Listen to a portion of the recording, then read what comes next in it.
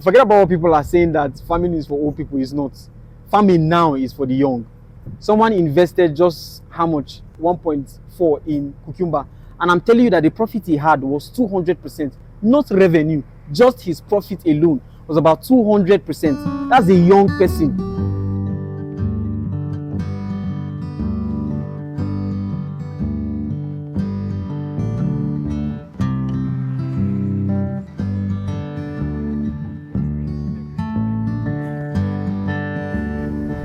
Hello guys.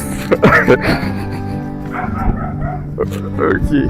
Hello everyone. Welcome once again to Farm Ferry. Today we are at Danhabi Farms and we'll be meeting with the general manager who will be telling us about himself, how he got here, what he does here, because he's a very young person and I'm sure he'll be encouraging lots of young people that are out there and watching us. So thank you very much. Welcome once again.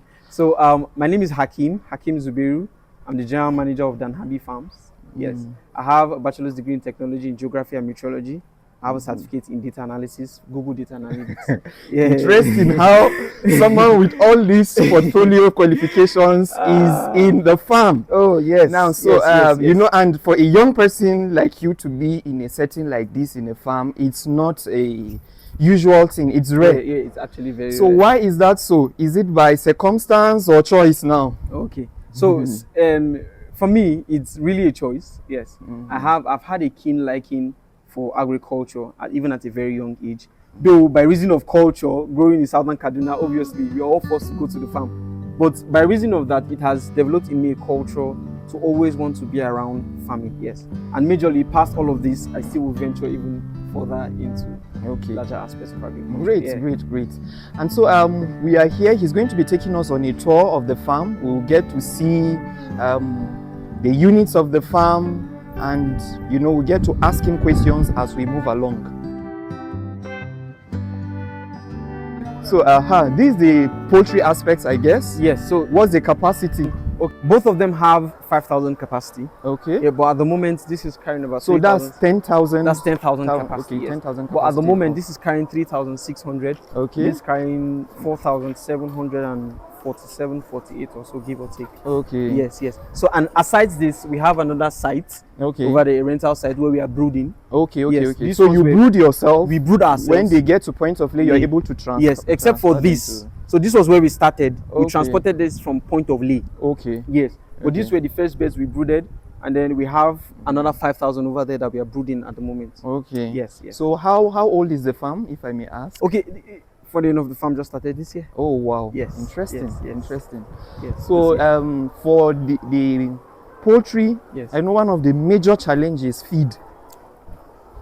Most people want to go into poultry farming, but feeding. Others want to, you know, try it even at small scale. But if you look at it, most of the when it comes to expenditure for poultry, it's usually on feed. Yeah. So is that a challenge for you, or how are you able to manage through with feed? Okay. Now, first when I came in here, I began making contacts, calling those who buy eggs from us. One of the major things a lot of people were saying is the value for feed does not correlate with the results you get from the eggs. But that was something that was so bogus and I just didn't want to work with it, right? So I came in, I changed our marketing strategies, I changed in a lot of things. And at this moment, our beds, I can boldly tell you that no matter the price of feed, our output must certainly correlate. Yeah, so for now, feeding cannot be an issue for us. Okay. Yes, and also when we buy our feeds, we buy directly from the company. Okay. We say directly from the company, and then they bring us about 1,000 bags of feed. Okay. Yes, that's how we pay. So we buy at a very discounted price, and they transport it for us down to this place. We'll talk about profitability of farming in general, but since we are still on the poultry aspect, would you say it's a profitable venture? Because I want to assume that this is the largest portion of the farm. Okay. Yes. Is the poultry should be the largest of this particular farm? So do you see it as a profitable venture? Oh yes, certainly. I see this as it's certainly a profitable venture. And you tell us why you yeah, certainly. Why you believe so? Certainly. Okay. Yes. I watch a lot of YouTube videos where people say we make 126 crates of eggs every single day for 5,000 birds. I didn't believe that until I was here, right? And it's just so mind blowing. If you would calculate it now, our daily income, if we are to sell our eggs every single day, I think averagely what we make from just this sale alone, from just this place alone, is about 500,000 a day. A day. Great. Yes, that's what we make a day. Yeah. So imagine, so this one in the next 4-5 weeks. Yes, they will begin to lay. Now imagine we're making about 200 to 300 crates of eggs every single day. So this one now at 90%, they produce about at 95%, right? We produce about 95 crates, right? And this was 3,600. So imagine this now, that's 4,700. Yeah. So you could imagine the rate at which we're going to get. So most likely we're reading about 128 crates of eggs per day. So certainly, and this is outside of the sales we make for manure. This outside sales we make. You know, manure is another source, great source of income from the poultry. Yes. Okay. So what's your opinion on feed formulation? Is it something that you would advise that farmers go into, or should farmers just go straight up and get it from the companies? Okay, I'm one who advocates for feed formulation. In as much as if you want to do your feed formulation, it's a little bit more expensive than the rate at which we get from the company that we are buying from. Yes. But you know, they are doing in large production, so they will not really experience much of those expenses. The reason why I advise feed formulation is in feed formulation, there are times where you need adjustments, right? It's like a daily experiment. So there's need for adjustment of certain ingredients. Some of them can help you boost production of egg or increase the health of the birds.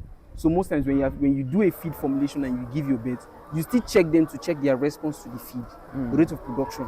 If there's anything again you need to adjust, you go back to your formula again, adjust this, reduce this probably by a gram or maybe by a kilogram, and then see how the birds respond, and then till you get your perfect feed formula, and then you can work with it. Yes, it's mostly better because at this point you are more responsible for the calcium content of the feed that you give to your birds. But unlike buying from the company is short of calcium content. You now have to be looking for either antibiotics or other supplements that you have to add up to the feed so that the birds will be able to meet up. And then you're realizing the money you didn't want to spend making your own feed, you're now spending it, and even more, probably even on medication with the birds. Because sometimes, like recently now, I experienced something with one of the feeds. I will not call the company at this point. But then because of its new maize that is coming in, the feed began to give our birds, they began to have deficiency on their legs, right? And then we needed to get extra supplements, and then we needed to get extra treatments for the birds for them to get back on their feet and work appropriately. But if not, outside that, I believe that feeding of your bird, making your bird feed formulation is actually still the best option to look out for. Seeing that you do not have your discipline in this particular area, how are you able to manage, especially when it comes to administration of vaccines and all those things that the experts would know the exact things to do? Yes. So one of the things. Do you have a vet that is in charge of those aspects, or how do you go about it? Yes, certainly. And one of the advantages we have in this farm is we don't just work solo. Right? So we have the place of experts that help us. So we have a vet doctor that is responsible for this. I think one of the most popular doctor here in Jos, that's Dr. Marie. Yes, he's the vet in charge of our farm. Then also we have someone who is experienced. I think their father owned one of the largest poultry den in Plateau State.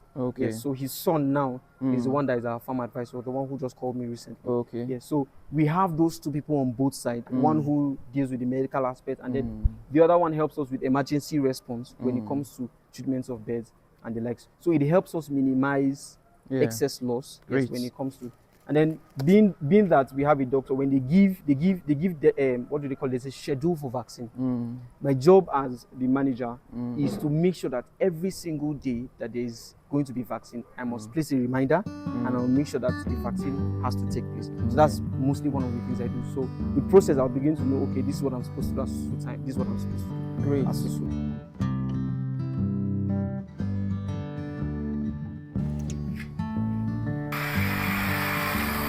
My name is Yakubu Zubeiru.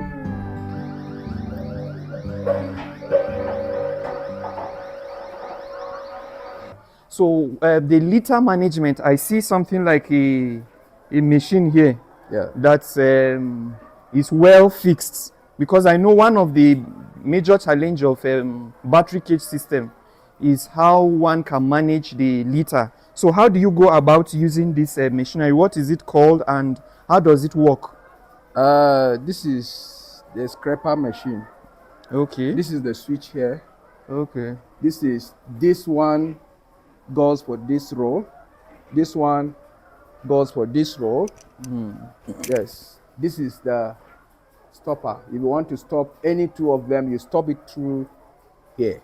Okay. So when you press this one will push the manual to the, if you stand here, you can see the manual exit.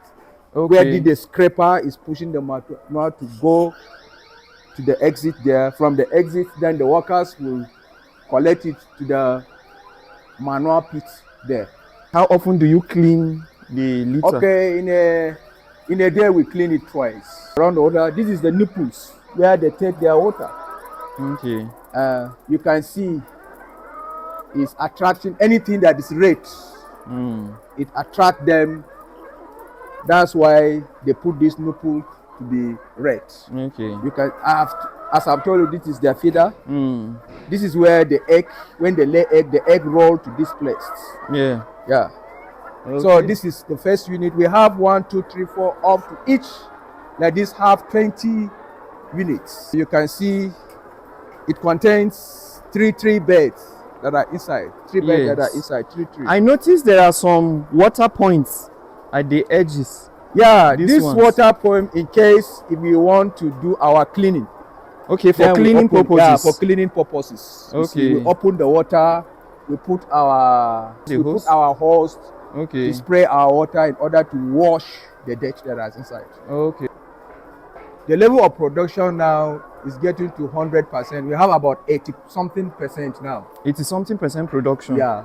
Business is good.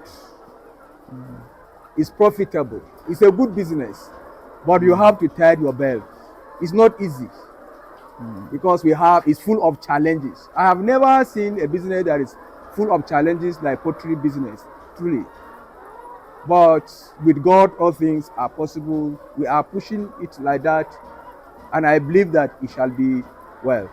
But the business needs capital. But it's not until you have a huge amount of money. You can start with 20, 10. You can start with 10, 20, 50. It's gradually that you will be doing it.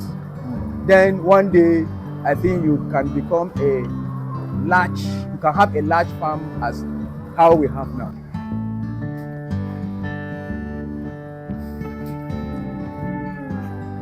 So here we have about roughly 1,300, 1,400, give or take.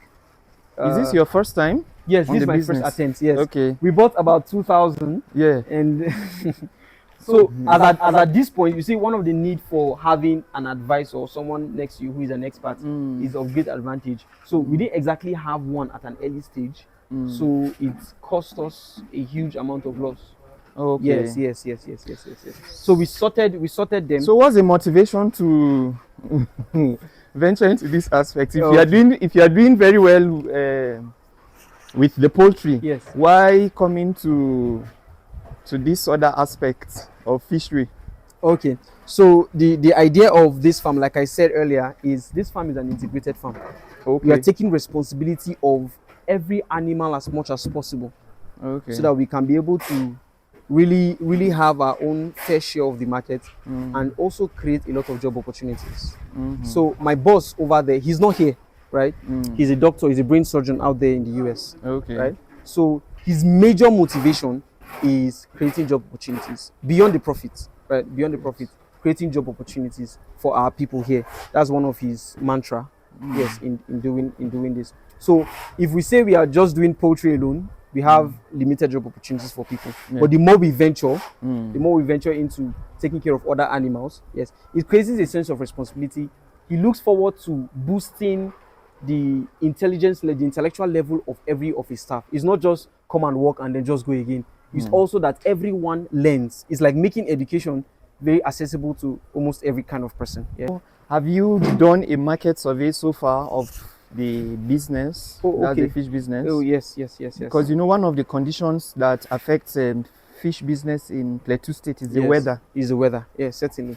Yes. So one of the major things we strove at is timing, right? One of the important calls we made was what time of the year will be best, because we know that there are other people that also do fish business here in Jos, and they are making it. We have the likes of Dr. Fish, we have the likes of Mr. Femi, yes, who does fish business. So they told us that it certainly is possible, but it's all about timing, right? And if you want to do it all through the year, then you probably have to control the temperature. If you are buying juveniles, you can't buy them in the month of November or December, because the cold will not let them grow as much as possible, and you just be spending money on feed without really having great results. So at this stage that they are, they've gone past the impacts that the weather will be able to give. So this is the outlet, this is the channel. It moves straight into the sockaway.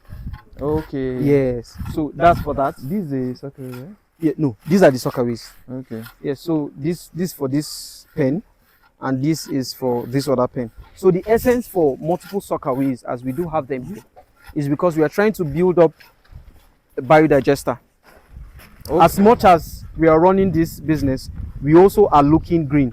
We try as much as possible to look green in all of our endeavors, right? So further into the future, this was actually supposed to create biogas for us to be able to facilitate the workforce in the farm. But due to the rainy season, when it was installed, the rain it pushed this out, and so we couldn't necessarily control this as of the time.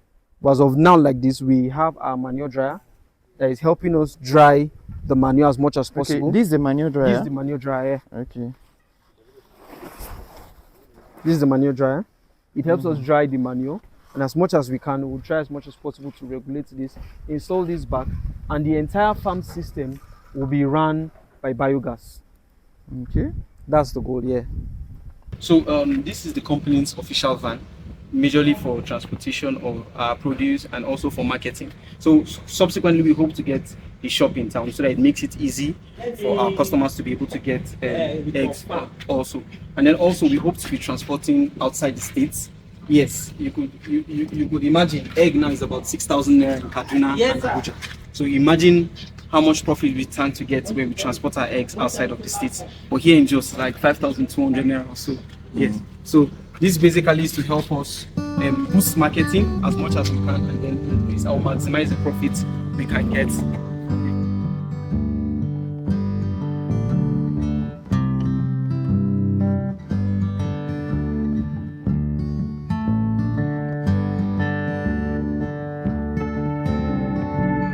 Thank you so very much for taking us on a tour of your farm. So as a way of wrapping up, what are the final words you will have for young people? What advice do you have for young people, especially those that would want to venture into agriculture? Is it something that is worth it, or they should just dash the ideas? So I would not want to say anyone to dash any idea, but before I give you my take, let me tell you these statistics that I took. So one of the doctors of the company we buy our feeds from came to me and was like, they import their feed, they import their maize from outside of the country. I was like, I don't understand. Is it that Nigeria doesn't have the capacity to produce that you are importing elsewhere? And he said Nigeria doesn't have the capacity to produce enough maize that they need. So obviously there is certainly a market available for any kind of agriculture you want to venture into. They literally buy 2 shiploads of maize. So tell me, you cannot tell me that you go into agriculture and you don't have someone to sell to. If you don't have, come and meet me. We will have people that will buy your maize from you. But forget about what people are saying that farming is for old people. It's not. Farming now is for the young. A lot of these old people still don't believe in using mechanized farming or how to better make farming much more better and easier. Someone invested just how much? 1.4 in cucumber. And I'm telling you that the profit he had was 200%. Not revenue, just his profit alone was about 200%. That's a young person that has little handwork that he's doing. So trust me, young guys, there's profit in agriculture, whether you like it or not. It's your choice to either venture into it or to just sit idle and become a normal lazy Nigerian youth.